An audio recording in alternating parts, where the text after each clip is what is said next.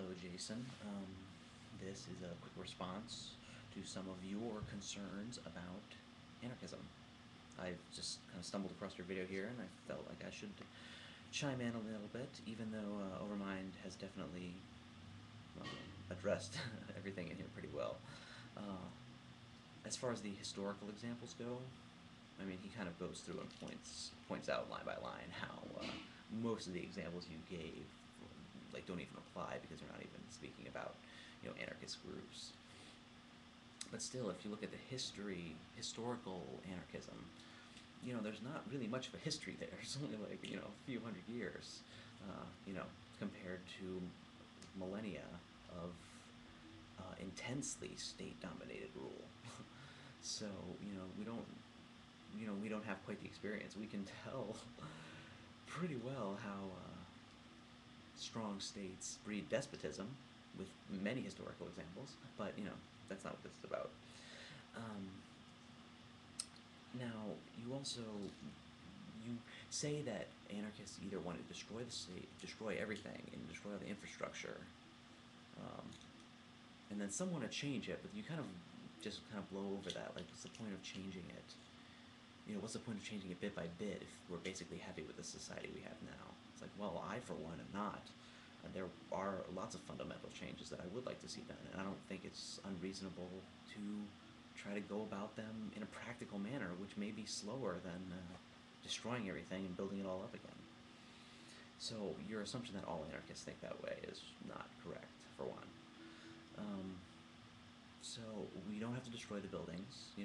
All these buildings now, these malls and skyscrapers, were built by businessmen who, I'm sure, if you spoke to, see the government as a nuisance. They won't say that the U.S. government, put up these buildings. They did it. They did it themselves. So I think even though I may not know how economically the society would be changed, I'm not for expropriation and starting everybody from zero. So those two things don't have to go together. But your biggest problem is that, also that the anarchists say that in order to fix all the problems, if we can just get everybody behind the solution, our solution.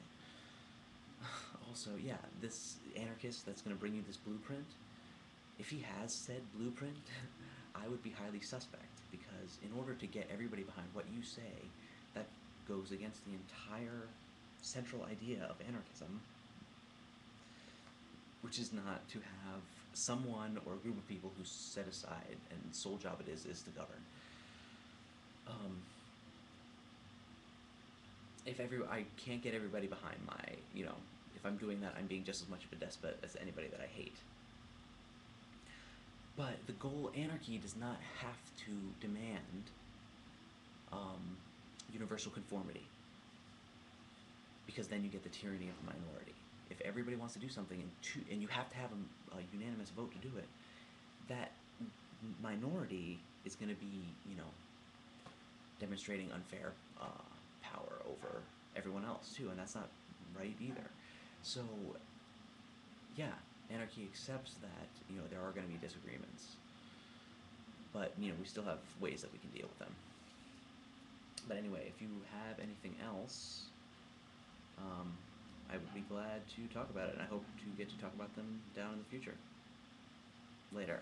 This is a quick capture, so I'm going to put on some music because these things cut off early, and I hate it.